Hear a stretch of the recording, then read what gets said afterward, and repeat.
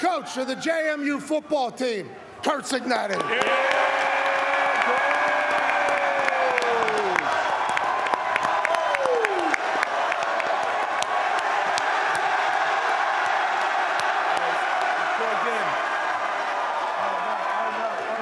There you go, I got you. Oh, what's that smell? Anybody smell any of the... There's a skunk in the crowd. Yeah, it must be. Someone's got gasoline.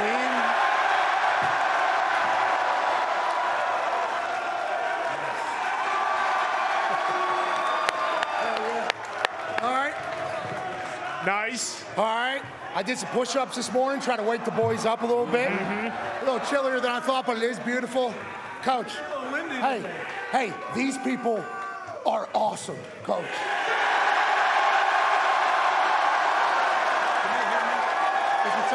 You can, yeah, go ahead. Yes. Do we like the NCAA?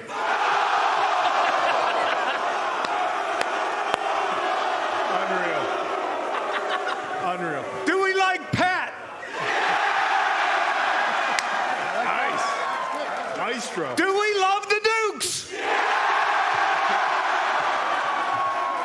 That's awesome. Coach. Place. All right. Yeah. JMU. That's sick, dude. Hey, thank you for joining us, Paisan. I genuinely appreciate you making time out of your life for this. Yeah, man. Let's just dive right into it right there.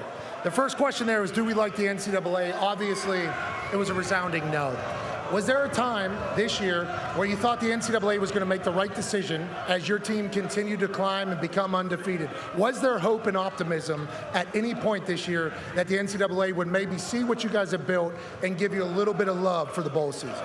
I thought they'd make the right decision last summer when we petitioned the first time, because we were the first team to ever make the transition in 1 year, play a full FBS schedule, and go to 85 scholarships and win the Sun Belt East Conference. Is that good? We did in year one. That's decent. Yeah. But they didn't. And then I thought maybe there was some pressure on them to make the right decision this time around. And because they screwed up the Tez Walker thing and the head guy stepped in and basically made the right decision for him, I thought he would do the same thing for us. But, you know, when you have 4 committees ruling on something like this, it's hard to get 3 people to agree on anything, yet 4 committees. But you know what? When you can hide behind a committee, like I wish when I was asked,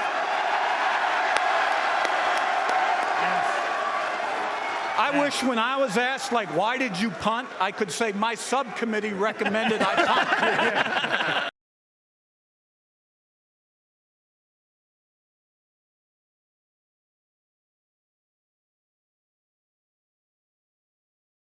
Obviously, you coach at Bama, then you go to IUP, and then now you're here at JMU. Your overall coaching record is 118-34.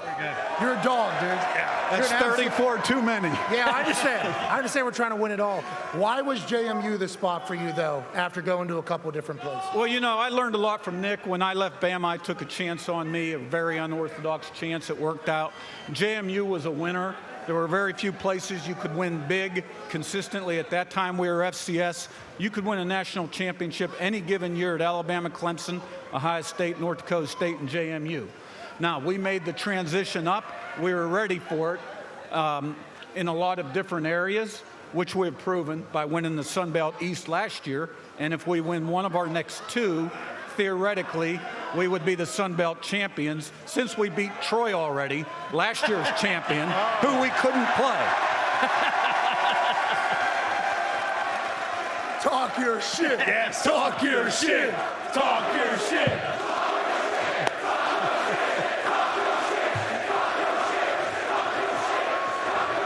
Tone Diggs from Holiday Park, Pittsburgh Italian as well. Coach, being from there, you have the #1 rush defense in the country and the #1 sack team in the country. So that scratches me right where I itch. Does that come from being from the city where we stop the run, we get to the quarterback, and how awesome is that, knowing that your defense is going to go out and wreak havoc every game? Oh yeah, we watch steel curtain cut-ups all the time. You know, we're tenacious. We've always stopped the run here. We're #1 in the country. #2, I think, right now by half a yard. #1 in sacks. Jalen Green was going to set an NCAA sack record. 15 and a half. But, you know, his statistics didn't count because we weren't bowl eligible. It's like we don't exist. Here's what I can kind of like equivalent it to. It's kind of like a junior high mentality. You can join our group, but we're going to dump on you for 2 years first. Nice. Yeah, what's the deal?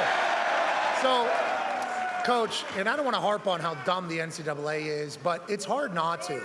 Like, did you know when you were coming here that, like, this existed? This is... Unreal.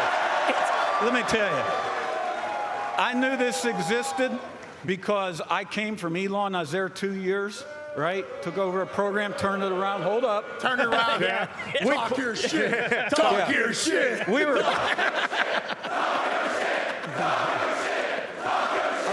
I love you. You need to know that. Unbelievable. So anyway, my first year at Elon, they were like 5-50 when I went there. We played JMU for the conference championship. And I looked at JMU's team, I'm like, holy cow. The next year, well, we're 54-3 at home the last 7 years. Pretty good. I like to remind the team one of those losses was to my Elon team. Home field advantage is a real deal here at JMU. And I'm going to let you know this. I think whatever the NCAA is taking into account everything, the 85 scholarships, the transition in there, you guys scheduled FBS schools your first year in there. Don't you think like D1 environment should count as one of the like requirements on whether or not you should be treated the same as everybody else? This has been the best environment that we've experienced. Oh, yeah, for sure. We've been Yeah, every Power 5 school. We've been in the Pac-12. We've been in the SEC. We're in the Big Ten. Right. We're in all these. This is the best environment that we've had. I feel like that should be something. And are you guys pitching that when you're talking to the NCAA? Is that a part of the conversation or no? Yeah, I mean, I'm disappointed that somebody didn't take the bull by the horns. And when you say there's 4 committees that had to vote on this in less than a week, I mean, give me a break. Yeah, it's absolutely absurd.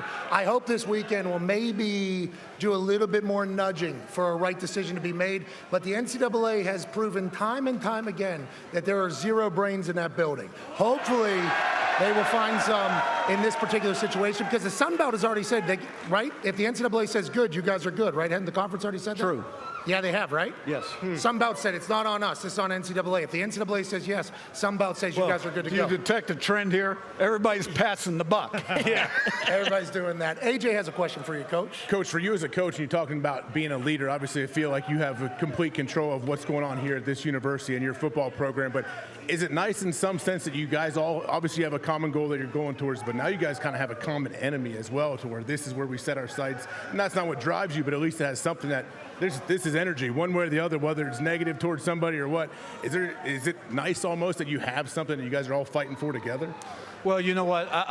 Last year we had a big chip on our shoulder because we knew we couldn't go anywhere, right? This year we really didn't. Our goal was to win them all, and I thought common sense would prevail. But now, you know, we have developed this chip on our shoulder here in the last 48 hours, and it needs to grow by Saturday because we got a tough game coming up. Let me tell you, App State, they're good and they're playing good. Yeah, but they're running into a buzzsaw. Yeah. I think that has always been something the football gods have rewarded people that have gotten screwed. Ty has a question for you. Yeah, Coach, you mentioned when you were looking around, you know, before you took this job, that JMU is one of those places where it's like, hey, they have a chance to win a national championship every year. But we talked to Pete Thamel, and you know, he's been covering college football for a really long time, and he basically said, like, hey, no one's done what they've done transitioning to the move up. When you did take the job, was that the expectation? Like, hey, we're going to hit the ground running, and obviously, you know, you have to, you know, do the 2-year deal or whatever, but did you expect to be this good right away when you came in, moving up to, you know, a bigger division? Truthfully, you know, nothing that the JMU football program accomplishes surprises me because we have such a great championship culture. Our guys are used to overcoming adversity, obstacles, and being cool when the chips are down. Nothing we do surprises me. How do you find the guys, right, to build your culture as quickly as you did? It's not easy, especially whenever everybody else is looking for the same exact type. What type of player are you looking for, and why have you been so successful finding your locker room? Well, I think there was tradition here before I took the job. When you look from 2016 on, JMU's won big, right? But, you know, so there's a culture of winning. But the head coach then becomes responsible for creating the identity and the culture. And basically, what do we look for? I mean, you got to have good players, right? But there's a lot of good players out there, and you got to develop them. Character's big. I'm big on character. I'm old-fashioned. I'll look at the transcript, see how many absences a guy has, stuff like that. You know, I'm a little bit old school in that regard. Yeah. And then kids assimilate into our program quickly because we have such a great culture. 500 yards against UConn. Ooh. God's a guy. Wow. I mean, defense, obviously, you're wreaking havoc. On the offensive side, you're phenomenal. I mean, it is it feels like you guys are a buzzsaw on both sides. Is that the plan? Obviously, that's the plan. Well, that's the ideal plan. And we played better on offense the last 2 weeks. We still got to start better as a team and play 4 quarters. I don't think we've played a 4-quarter game yet. So the goal is start faster, still finish, and play really well in between. But our defense has been phenomenal all year long. Yeah, keep you in everything. Connor has a question for you. Yeah, Coach, obviously you're one of the best coaches in college football. And anytime there's even a little success for coaches in college football, right away it's, hey, this guy, you know, is getting offered by Oregon or Texas A&M right now is what everyone's asking about.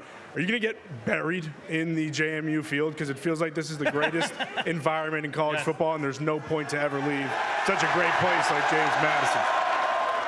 I mean, why would you ever leave a good thing, right? Yeah, exactly.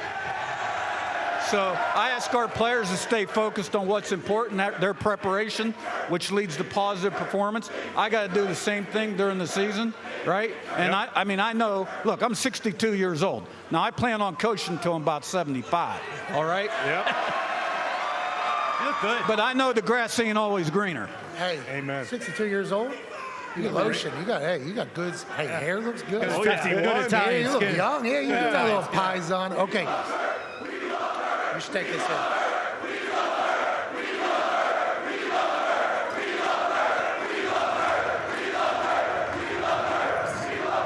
Do you guys love the NCAA? You're from Pittsburgh, right? What high school did you go to in Pittsburgh? I was born in Western PA. My dad was coaching at Pitt at the time. We lived in a small town called West Leechburg. Oh. Had cousins in Plum when we moved to West Virginia. I told you about this. They had a pool, Holiday Park, where you lived. I'm from Holiday Park. He's from Holiday Park. You know, it's good My water. brother Frank and I went back there about 4 summers for a week, swam in the pool, and then they moved. Son So, of a bitch. you know, and then went to West Virginia, as did you. So you were quarterback, obviously at West Virginia. Your dad was football coach.